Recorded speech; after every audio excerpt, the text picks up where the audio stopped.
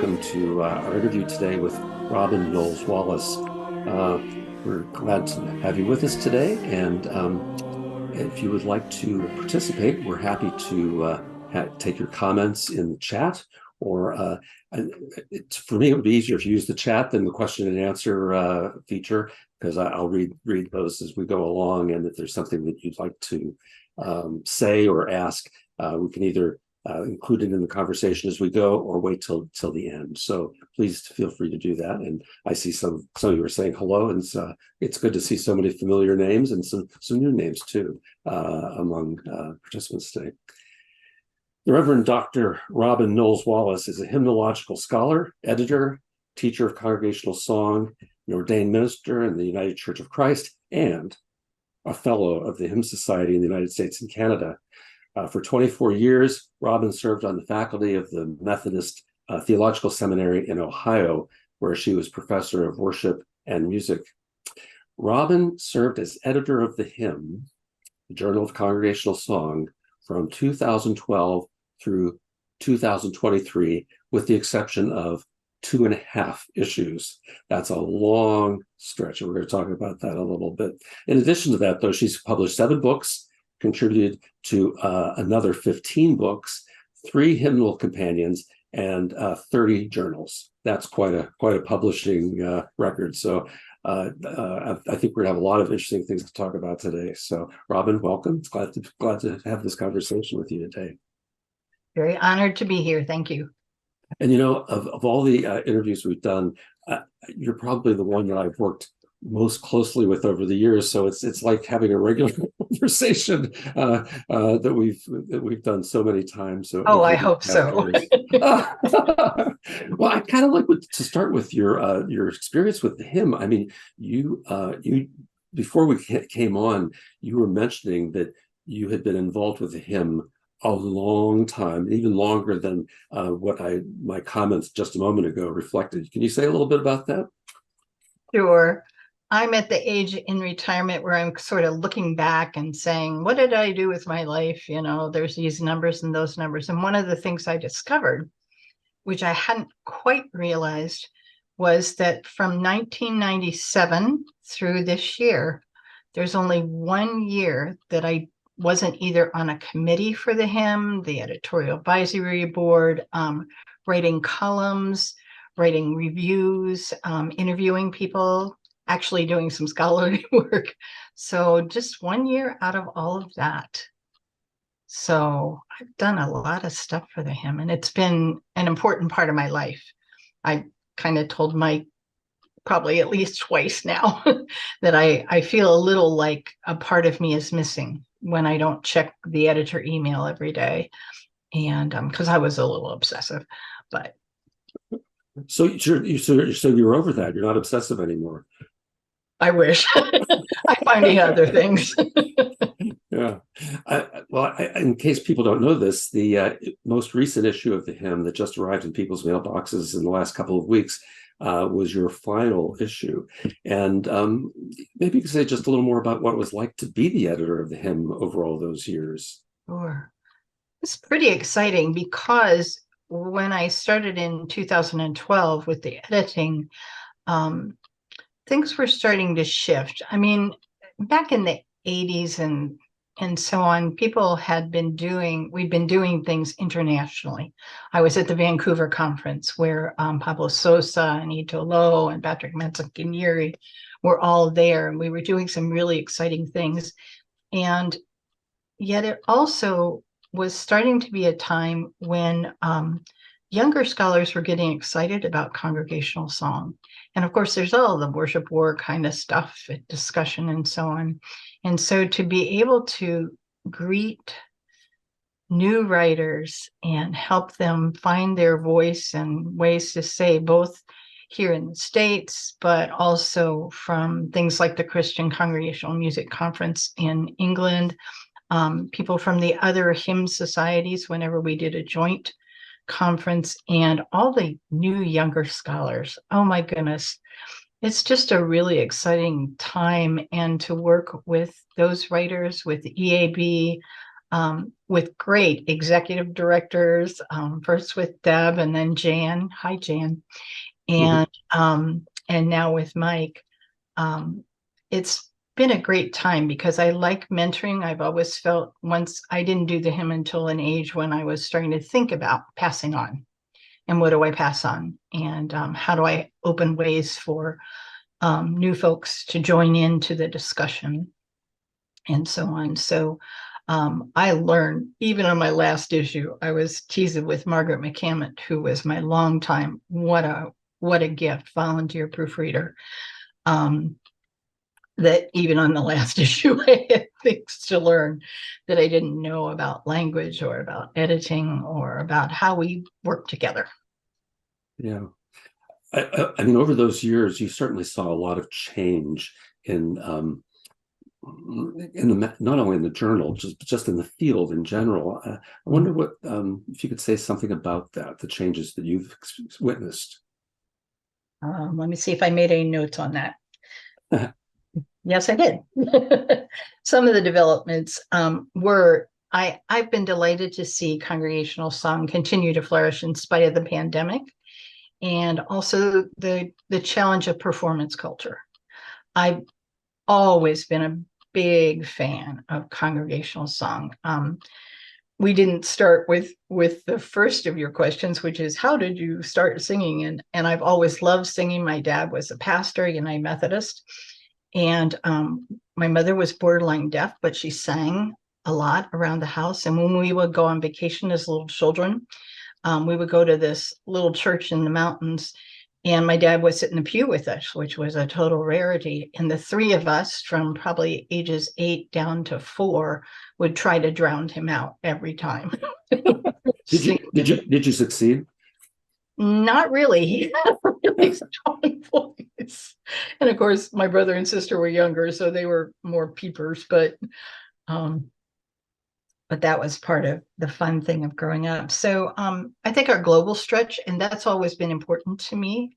When the United Methodist hymnal came out in 1989, I was working in a large United Methodist church and had all age choirs, and I was pretty excited. The video game, for those of you who are older, was Where in the World is Carmen Sandiego? And that was a big deal to kind of open people up to different parts of the world and thinking about what was special there. And so I looked at Jesus Loves Me, which was in lots of languages. And I thought, oh, great. I know Spanish. I actually had lived in Costa Rica for 6 months at the turn of the 70s into the 80s. French, had that in high school. There were some Native American languages which were written out phonetically, and there was even Japanese. And I thought, oh, Japanese is the one I'm going to mess up. But my kids are pretty excited in the kids' choir about learning languages their parents don't know. And that kept them saying they'd learn anything as long as I told them, well, your parents aren't going to know this. So this is a real advantage for you. So Mm-hmm. my favorite story from that was when a little girl came back and caught me right as we were going into church, pulling on my choir robe, saying, teacher, teacher, teacher, guess what happened this week at school? I don't know. What happened? I was singing Wagashu Esu out on the playground. And there's been a little girl at our school, and she never eats lunch with anybody, and she always seems a little sad. And she came over to me, and her eyes lit up, and she said, I know that song. And I thought, if we ever have a reason to learn to let somebody know that somebody else hears them, knows their language, is willing to learn their language, that's always been really important to me. So when Bob Battistini did, I meant to look up if it was Marysville or Maysville, Tennessee, but he did Taizé night prayers. And my whole family was with me. And so we did go to night prayers every time then. And just the joy of singing the Taizé things in all the languages was really important. So that's been a big thing. And I think Mm-hmm. always making space for the next generation. How do we do that? Yeah, I was really struck by what you said about your family and a strong foundation you had, and then leading to it sounded like you were church music director, yes? So I, what happened in between that? How did you get from ah, growing up into? sure. Well, it happened quite suddenly. We had moved to a smaller town when I was in high school. I started there as a sophomore, and my dad had only been there maybe 4 or 6 months. And the organist decided she didn't want to be the organist anymore. She found another job somewhere, and they came. I had played piano for one service, not very well, in fact, probably poorly, but they came to me and said, we would like you to do this. My mother had nightmares. She thought I shouldn't do it, but I had 1 month of organ lessons. There was a Hammond B3 organ in the church, and the choir director was from Wittenberg because we weren't far from Springfield, Ohio, and he was Jan Bender's son. And with my little 1 month of organ lessons and 1 month of playing for church as a sophomore in high school, Jan Bender came to the Christmas Eve service, and he was so encouraging. On what I look back now and say must have been so pathetic. Oh, But that sort of started it. And then when I was an undergraduate, I wanted to write a thesis rather than do a recital. And I decided I was interested in shape notes, even though I'd never heard an actual shape note singing. So I did that. And then I kept writing about hymns at each level of academic study. yeah. So did you study church music in college? And Yes. Yeah. I went to the College Conservatory of Music at University of Cincinnati and studied with the organ teacher that Sam Young had had. His name was Wayne Fisher, and he was old when Sam had. And I played for churches in 1 week in college when I was very, very sick. It was a Holy Week. I thought I might die, and I thought that dying doing church music during Holy Week would be the way to go. So I think a lot of us have felt that. not always joyfully, but Right. was joyful about it. Right. And Yeah. were you directing in churches while you were in school? So yeah, I always directed and played. There were very few years. I guess my freshman year I didn't, but so at the University of Cincinnati, I worked in United Methodist churches. Then when I went to Scarritt College in Nashville, that's where I met Sam and Marge Young. And so I was active there. Both we did a children's choir summer program, but also at the Episcopal Church with an organist named Peter Fife, whose wife Lois wrote these stunning descants for choir. So I was active there in Atlanta, when I went to Candler School of Theology. I worked in a little church about an hour, maybe 80 miles south. It was a county seat town in southern Georgia. And everything was done on Sundays. So I went down for the day. We had choir rehearsal before the Sunday evening service. And then I kept actually being active in church choirs as both organist and, all ages of choirs, handbells, recorder choirs, preschool choirs. I taught music in Montessori schools when my kids were younger. Up until the time I started teaching in seminary. And then it was the seminary choir that sort of became most important. Wow. So you went to Cincinnati, then Scarritt, and then to Candler. And you mentioned Sam Young along the way. I know he's been a big influence in your career. Can you say a little bit about Sam and your experiences of him? Yeah. When I went to Scarritt College, Sam was fairly early on, and his practicality there, and just we had a lot of Cincinnati connections together, which was lovely.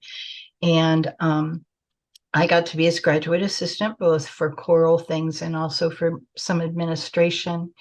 And he did things like by the United Methodist Upper Room in Nashville, there's a lovely Gothic type chapel. And the first thing Sam did there was to unbolt the pews And while I was there, he did what he called the popcorn Messiah. So they rented a popcorn machine. They invited people to sit on the floor, although they had chairs for elderly people, kind of like Dazé. And the Blair String Quartet from Peabody College accompanied us. And the idea was to get back to, our choir wasn't huge that did that piece, but to get back to the sense of, Messiah originally being done as fundraisers for hospitals and things. And Sam had also published by that time the Genesis and the Exodus songbooks, which were saying secular, that the boundaries between secular and sacred were not as strict as some people thought they were. And he was incredibly creative at that time, publishing just a lot with Hope. And this would have been in the late 70s, so 76 to 78. And the second year, it was a 2-year program. The second year I was there, he and Marge invited me to come stay in their house because he was doing a lot of traveling workshops, and Marge wanted to go with him, and they had a dog and a cat that they needed cared for. So I would wake up to Sam composing on the grand piano down on the first floor, and Marge was just amazing. And we would have a lot of discussions about church music, about churches, politics, what I ought to be doing next, some of which I did, some of which I didn't. And we ended up, when I was done at Scarritt, I knew that I wanted to head toward a PhD, but Scarritt was not known for its academics. In fact, it is no longer a college. But so I wanted to do some things before probably going to Notre Dame, because James White was there, and as a liturgy professor. And but I knew I needed some more academic work. So Sam was going down to Candler School of Theology. Don Salyers was there. And so that seemed a reasonable move for me. So I went down to Candler, and Sam ended up, he was not supposed to be a reader on my thesis on Fred Kahn, but because of sabbaticals and so on, Don ended up being, Don Salyers, the major person, but then Sam was the secondary person. So we had, 4 academic years together, and Wow. he made a big influence. And then I ended up, after that and marriage and 6 months living in Costa Rica and getting to sing with all kinds of people down there, both at the language school, but then at what's called a taller. It was a workshop out of a very progressive group down there with people from all over Central America. And a lot of the new liberation songs were coming out then. And some of them weren't even written down yet, I don't think. Then I went to PhD work with, I had called Ruth Duck about another school. I can't believe I called her on a break between teaching in the Montessori schools. I was in a public library, phone in their atrium, and I called her at home. What chutzpah. But all of a sudden in the middle of the call, I said, could I come study with you? And she's like, well, we don't have a liturgy program yet, but they do now. But if you came in maybe through theology, and there's a joint program with Northwestern University. And so I had the best of both worlds. In the university, I did linguistics, feminist study, rhetoric, and then theology, history, and hymnology with Ruth then for my doctorate. And Rosemary Radford Ruther was my dissertation advisor. Wow. So, yeah. So the timing, I feel like the timing for my life is really lucky, for who I got to study with, but I was willing to go, also too. And that's probably enough on that. What was your dissertation topic? So my dissertation topic was on, Marjorie Proctor Smith had written a book. She taught many years at SMU, on emancipatory language. And she and some other people were using that before we use it to move away from just inclusive and sort of bean counting language And to Mhm. also admit, as I started probably in 1997, I would first tell my classes, if you use a mother God, it'll take about 5 father gods for people to regain their balance, some of them. So, so emancipatory and the whole idea. So I did some work like on, oh shucks, Frederick Douglass and some of the social gospel people as well. And I looked at 6 contemporary hymns. They were by Brian Wren, Tom Troger, Yaroslav Fida, Julia Rana Murray, Jean Jansen, one of her ones that she took from one of the older mystics, and Ruth. And I did close readings of the texts. And then I took them out to congregations to say, would you sing this? And why and how and when and what does it do for you? And so they were theological and scriptural analyses as well as linguistic and rhetorical. And because all my hymn writers were living, I got to correspond with them at the time about their hymns, and that was absolutely amazing. Wow. And did that work interface at all with your experiences in Costa Rica with Spanish language hymns?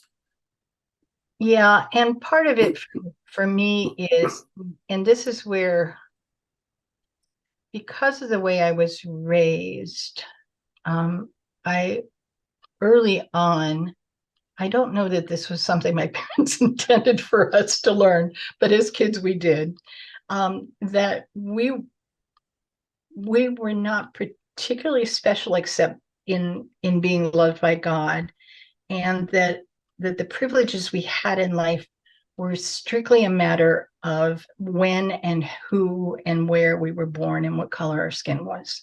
Mhm. So early on, I always had a sense of, what does it mean to live in somebody else's skin, which I can't quite do, of course, but the I am not gifted at languages. So learning another language reminds me, oh my gosh, I so appreciate people who can be bilingual, who come here and have to struggle with English and then figure out how to do it and then are treated like dirt because somebody has a biased opinion about them. Um, I think part of where what Sam reinforced for me and then Ruth and my dissertation work as well is that we're all in this together. And how is it that everybody has a place at the table if they want a place at the table and they get to speak? And so I suppose when I die, I probably want it known that I maybe was a humble person about some things, because in some ways I've just been lucky, with who I got to study with, what color my skin was, what privileges I was given. And yet I always want to make sure that if there's anybody with good gifts, that they can step up and do it if they want to, and that I want to know how their life works for them, and especially where God's active, of course, and to kind of spread that both language wise, black white wise. I've lived in the city of Detroit. There's just all kinds of things that I feel really privileged, especially as an introvert, to have had the friends that I've had, to have people who were willing to teach me, okay, this is how you sing this African song. In fact, there's a woman named Gloria Edwards in the Detroit area who was well known in the Black church there. And, they wanted to sing Tumamina way back when things were new. And I was like, Gloria, you need to do this. You can lead this. And she's like, nope, you need to learn this. And I'm going to teach you. I'm going to give you some cassettes, yes, of South African songs. And then you're going to work with me because Oh, it's wow. something you need to learn to do. And And so I always give her credit. Yeah. And that was back in the early 80s, probably before I had my kids. Wow. Yeah. Now, around this time, I think I remember you saying that you attended the very first conference of the Hymn Society in 1976. Is that right? It's just so amazing to me. So I'm going to the University of Cincinnati, and I'm the musician at this little church, and about probably 5-7 miles away is a minister of music in the United Methodist Church. It's a very large church. Excellent organist. His name was Marvin Peterson. And Marvin Peterson decided that this poor little lamb needed some guidance. And so he told me several things. He said, first of all, you need to join the Hymn Society, Choristers Guild, and the Fellowship of United Methodists, and whatever. It had a long name at that time. And so I joined all those things. He pulled me into, we did a Samuel Wesley duet for organ at one of his recitals. And then at one point he said to me, okay, the Hymn Society is actually going to have a conference. It's not in New York City, because previously that's what they had done. He said, let's go to Springfield. And it was, I think we were in Winnipeg before I realized, oh my gosh, I was at the very first conference, and I didn't realize that at all. And at the beginning, I would go to Hymn Society conferences. I loved, oh my gosh, being with, my one friend accused me of being a schmoozer, but how could I was meeting all these people who were writing these books and hymns and composing tunes. It's just stunning. And I didn't always go because of finances, of course, schooling, depending on where I was. And then, of course, when my kids came, but then after a while, it was like, well, it became family vacations. So, San Antonio, Tennessee and the Smokies, that's one of their favorites. So we did a number of those things. And then John came with me to Halifax when it was the 3 hymn societies way back when. And I was a little offended at one point because Doris Duffner invited him to help lead in worship, and I had never gotten to do that at a hymn society. Pout, pout. So that openness to my family, and Grace came with me, and she was a big help when Sam Young did his presentation when we were in New Orleans, because he wanted to use a fair amount of tech. And Yeah. So that happened, as well. That's right, because he was beamed in from home for that conference, right? No, he was there. He was Oh, there. wow. Is that right? Yeah. But he had all kinds of pictures he wanted to show, That's right. and so on. In fact, that was a major deal for the hymn. And Brian Hain was really helpful, because we had to figure out how to get some of that online so the links would be active, and so on, because it was just a major, major history of the Canterbury Dictionary of Hymnology. That's so funny that I was at that session, and because there was so much tech, I remember it as him not being there. That is really, really funny. Wow. So of course, that going back to the hymn and the journal, the one of the things I've observed over the years is that the variety of methodologies used in the research articles has really expanded pretty considerably. And I wonder what your perspective is on that. It's a really interesting thing to me, because when I got involved, when I got involved in the hymn and the hymn society, it was because of my own love of singing. Rumor has it that when I was very little, when we would get in the car, we didn't have a radio. I don't know why I thought a car should have a radio, but this was the 50s. And I would start singing, and I would sing until the car would stop. And and at one crucial point when there was a bit of a disaster, I was by myself at a campfire, and I remember that I sang solid hymns, multiple verses, for up to an hour and a half. So when I started, hymns were like in me and in my bones. And it was interesting to me the first time I went to a conference, this would have been maybe a little over 10 or 12 years ago, where the focus was Christian congregational song, but it was from a sociological perspective. We didn't, I mean, our hymn society has a festival every day. The Brits only have a festival at the end of their conference, which is shorter than ours, admittedly, and they do practice for it so that they do it right. But at this other conference about 10, 12 years ago, the only time we sang was when somebody had a birthday on the last day.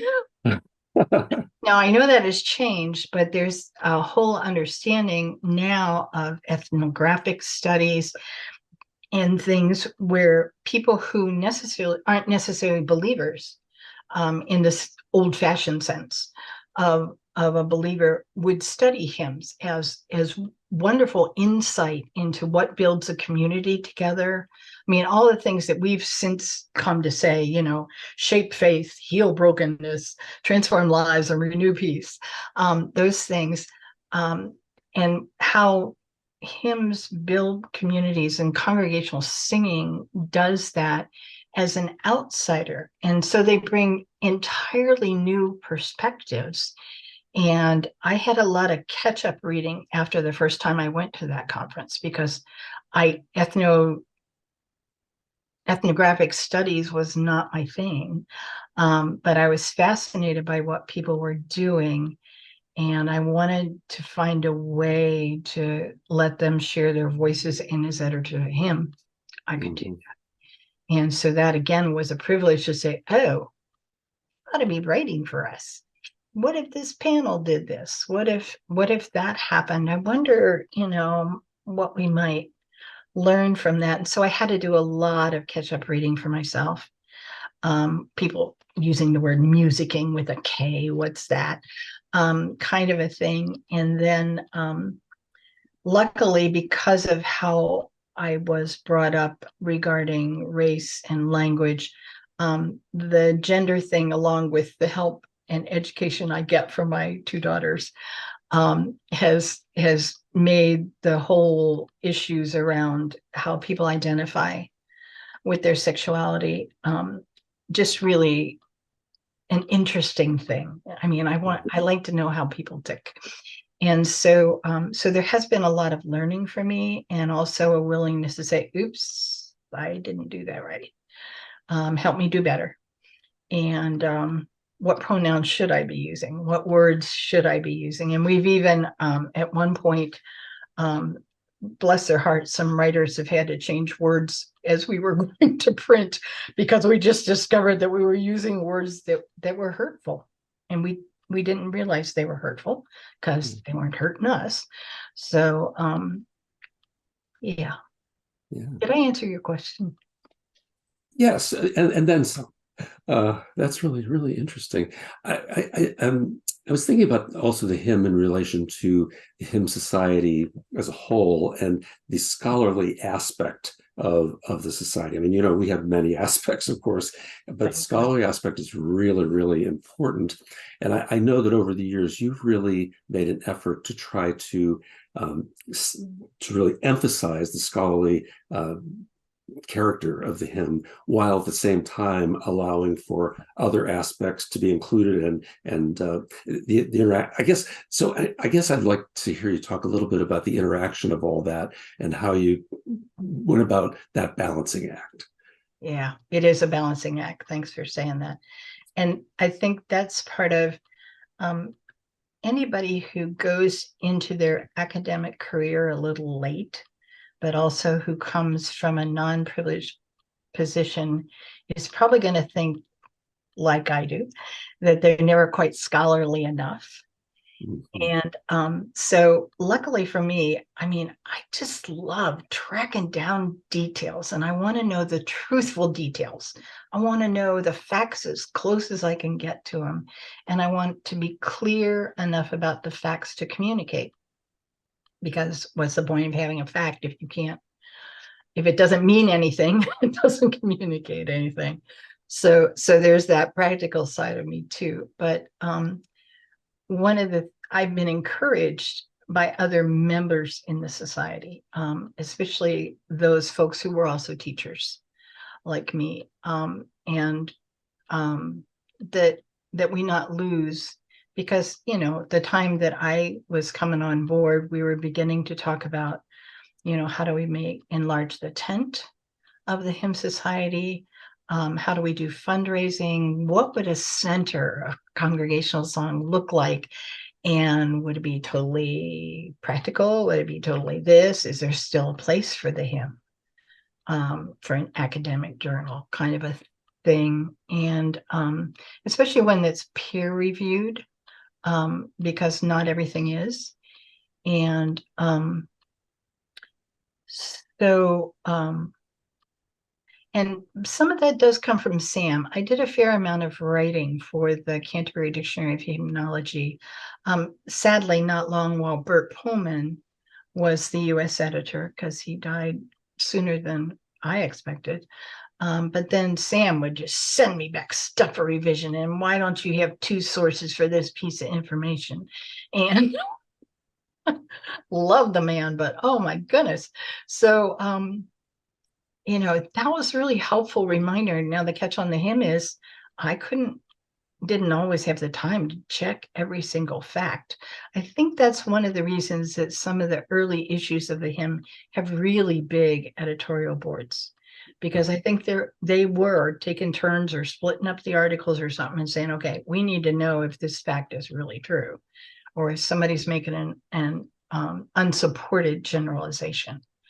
And so doing that, and I think it also helped, although it was another thing to do, is that because I was one of the few women who had that kind of position as the editor of the hymn, and I worked both in academia, but people knew me, is I got to write recommendations for a fair amount of younger scholars, both in library science and in worship and hymnology, recommendations for tenure, for promotion. And that meant I had to read all their stuff. And so I read a lot of extra stuff, which was so much fun and such a pain. But it was so exciting to watch people then progress academically. And also occasionally I got to do it more than once for a person.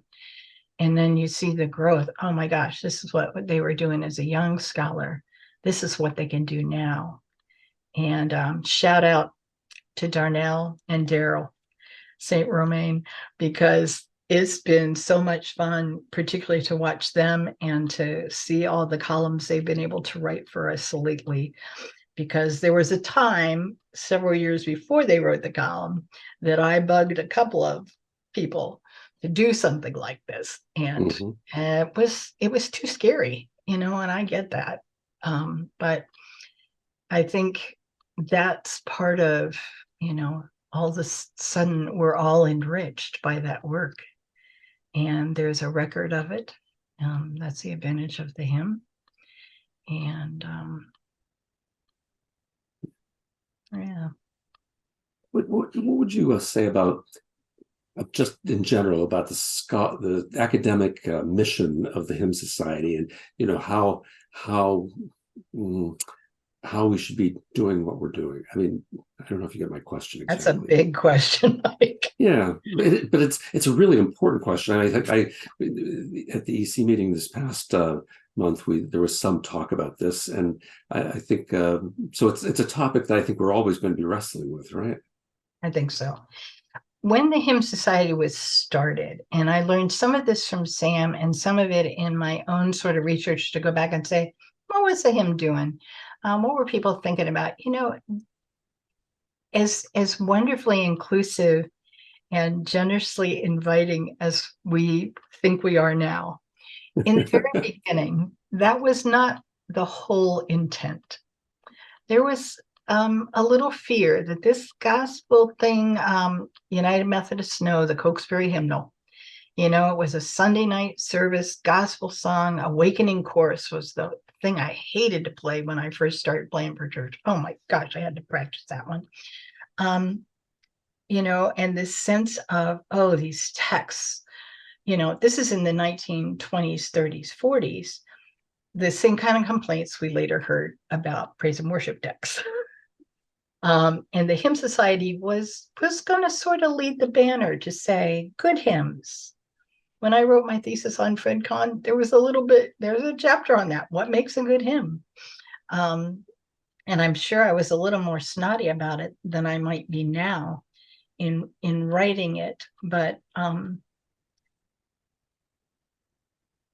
I think the temptation, having seen so much change in my lifetime, to look for the next shiny thing and to remember occasionally that while Jesus had some shiny images, he was really rooted in a tradition, but then saying, but look at it this way. Here's something a little bit different that you hadn't thought about.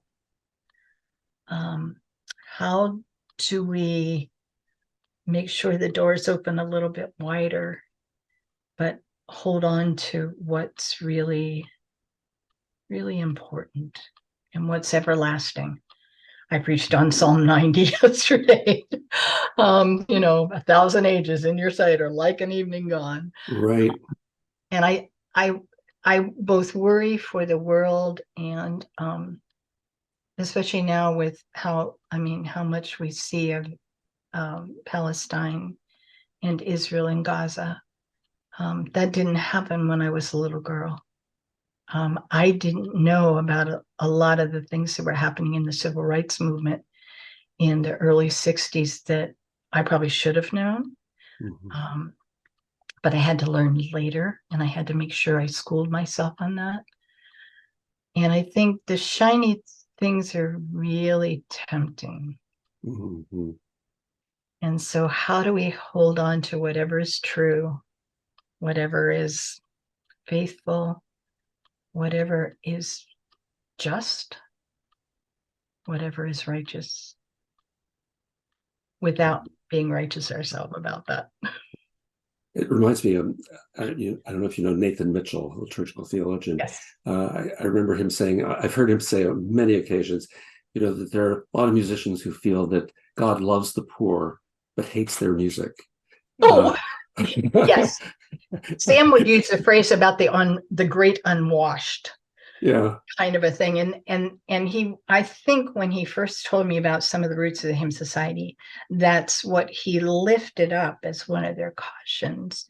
And I think those are challenges, and something just flitted through my head, but I think it flitted on out. Okay, it's okay. We're getting near the end of our time, but I want to make sure if people wanted to make any comments or ask any questions, that you had a chance to put them in the chat. I do want to reiterate what Tom Strickland has just said in the chat, that what a great life you are living. What a privilege to us that you are sharing some of the inside story. And I have to say, I affirm that. It's really, really so interesting to hear the things that you've been doing and the way you've been thinking about them. It's really, really, really cool. This may or may not be our last question, but I would like to ask you, what would be your fondest hope for the Hymn Society going forward? Yeah, it really broke my heart that I had that both COVID and an autoimmune disease coincided for me at our 100th anniversary. Yeah.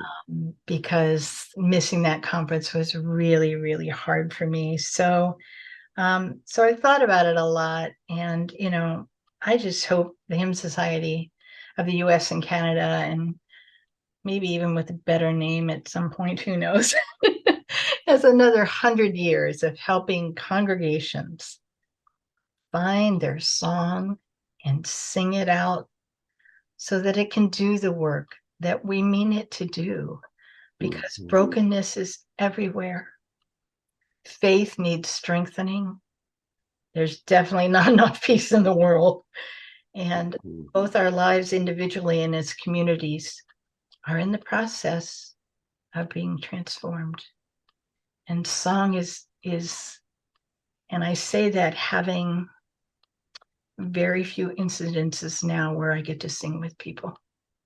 Mm. And I can't tell you how that breaks my heart.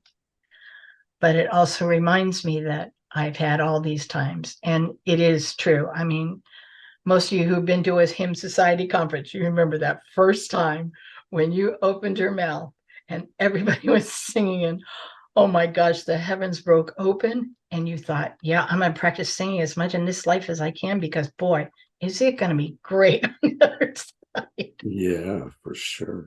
And I know that's an old-fashioned view, but that's how I was raised. So I think it still kind of works. Yeah. Well, Robin, thank you. I do want to also reiterate what Steph Budway is saying. Thank you for all you've done for the Hymn Society. You are a gift and a blessing. And others, of course, are chiming into Jan and Milner. So I know I speak on behalf of everybody and saying thank you for all the things you have done for the Hymn Society, for all of us, to help us think more clearly and to act more authentically. I mean, it's been a very inspiring conversation, I have to say, and I'm grateful to you for everything. Well, thanks for making it not as scary as it could be, because I do mean to be open, and I do value this life I've been given so much, because I had no idea it would last so long and be so full of so many things. What a privilege. And it's not over yet, Robin. No, it's not. That's what's amazing. Right? So. Yeah, I have promised my kids that, they lost their dad early in COVID. And so, the deal is I'm not going to die on their watch. Oh, journey on. Yep. There was a show called Brooklyn Bridge, and Marion Ross was the grandma. And at some point, she says, "You don't have to die if you don't want to." Well, good. Please don't. Well, thank you, Robin, so much for this conversation. I really enjoyed it so much. Thanks for the opportunity, and thanks for all of you for the comments. I haven't been able to read them because I don't multitask as well as I used to, but I'm looking forward to reading them afterwards. We'll thanks, Mike, for all you do. Thank you, Robin. Take good care. Bye, everybody. We'll see you next time.